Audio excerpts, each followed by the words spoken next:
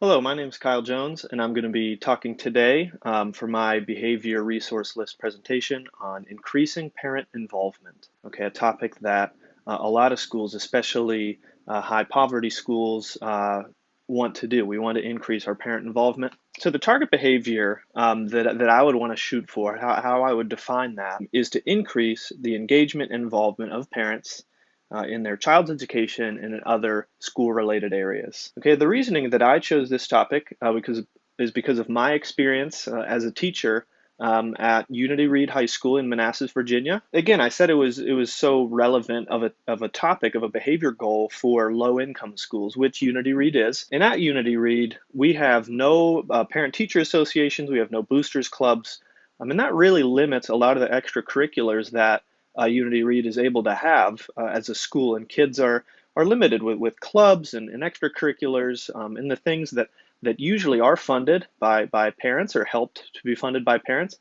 These kids don't get a chance to do, and I think that's unfortunate. And it's unfortunate because it's such a high cost of living area as well that a lot of families are forced to work 2 or 3 jobs. So as I say here too, it would benefit all stakeholders across the board, teachers, students, parents, administration, all stakeholders greatly if parents would get more involved in whatever way they can. Okay, so an overview of what I'm going to be talking about based on the resources that I found on the topic. And the bulk of the resources that I found are on different strategies that researchers and former teachers and et cetera offer.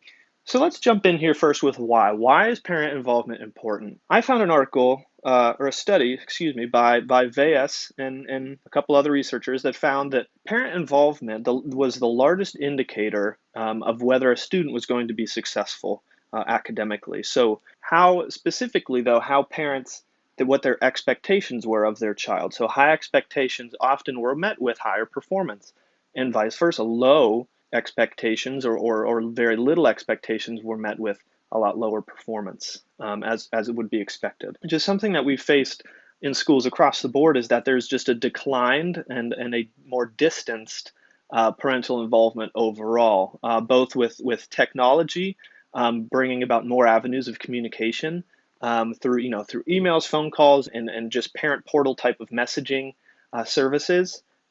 These have created more of a distance between teachers and families and schools and families. So that's some reasons why. And then other benefits of parental involvement here on another slide include that parents gain a better understanding of their children's academic knowledge and their ability by their involvement, which again to be expected. And then also parents become more confident in their ability to help their child with academic. And those two benefits were presented by Project Appleseed, an educational website. Now getting into some of the barriers that prevent parental involvement from happening. The first of these would be a few attitudes and common attitudes and misconceptions, more negative attitudes and misconceptions that teachers and parents and from people from all sides often have about this relationship. So one quote by the National Center for School Engagement says that families don't trust staff. Staff think families are too overwhelmed to participate. Staff aren't willing to accept families as equal partners, and so on. And then also by Project Appleseed, it says teachers misperceive parents' ability to help children at home. And then another barrier that is often the case is a lack of communication. Just both sides maybe not communicating or maybe one side wanting to communicate more than the other side does or being more willing to.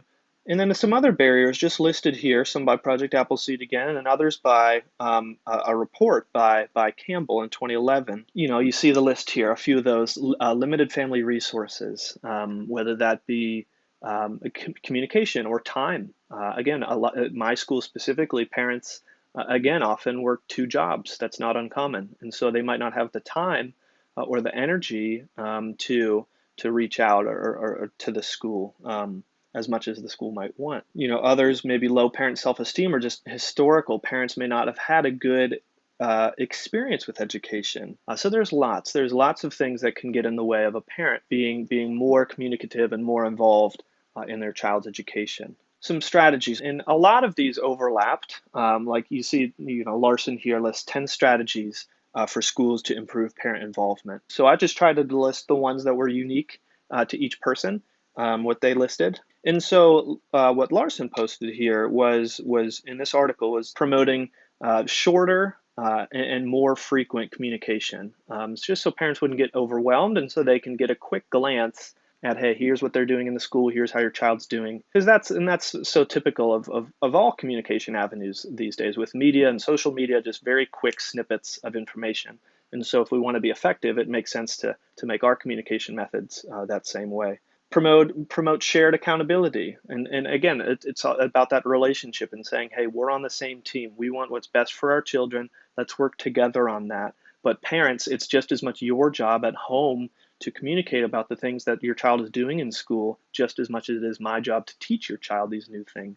Here's another one. I listed the 8 P's of parent engagement. So one of them, praise, right? We want to call home not just for the negative things, and that's so typical is calling to say, hey, your child failed this test, or hey, your child, acted out again in class today. But calling for the positive things too. Hey, your child did a wonderful job on this test. I know they really worked hard. Or hey, I just want to say your child is a student that helps other kids in the class a lot, helps me out a lot, and I just want to say I appreciate that. Piece of cake, I like that one. Make things easier for parents, right? Make it easy, because these parents are so busy, they have so many other things going on.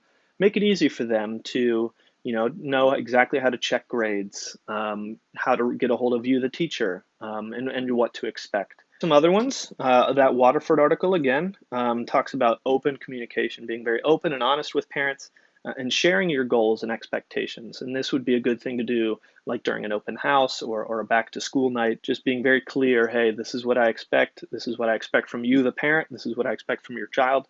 Let's try to make that happen.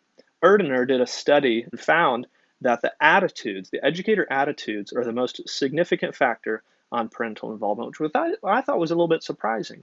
But that just speaks to teachers having just such an impact, and not just with how well structured your classroom is or how effective your formative and summatives are, but your attitude. Your attitude speaks so much and can really impact how much a parent is buying in as well. So that was an eye opener for me. And then Star here, she just listed a very simple classroom contract where it listed out maybe 8 bullet points for the teacher, like, hey, here's all the things that I'm going to try to do as the teacher.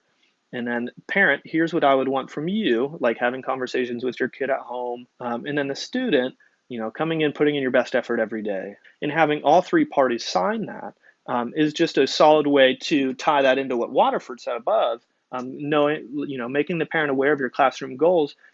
2 more slides on strategies. We have Shirvani here talking about her study, and she did a study that found that when children had a daily behavior report sent home to them, it led to a lot more effective, positive behavior in the classroom, but also it led to better academic success for the student, which is good. But in terms of parental involvement, their parents' attitude increased or got better towards the success of their kids and their ability of their kids, and they were more confident in their kids' abilities. A report sent home, like an unofficial report, not like a report card, but an unofficial report sent home to parents, just giving them a very casual report of how their child's doing, could be helpful. And then Williams for Scholastic listed 9 techniques for building solid parent-teacher relationships and involvement. A few of the unique ones that she said were sending out parent surveys, so getting parents' opinions on things. I know that often that would make parents feel heard. And then utilizing technology. That's going to be a theme here where we have this technology that we can communicate through. So let's try and use that as best we can. And then last one for general strategies. Patterson listed 10 ways to improve communications with parents. Starting out early in the year, letting the parent know, hey, I want your support throughout the year. Thinking from the parent's perspective, using the right tone, using team meetings to communicate, and technology and gathering information if you can. And then specifically, there were a few articles and things that I found that address specifically how we can get parents more involved within high poverty or low income areas in schools. So I want to first talk about 3 books that I have that are very informative to me. And they're not exactly on the topic here, but they all do address them in some degree. So the first of those is by Paul Tuff, and you can see here he talks a lot about the home environment and just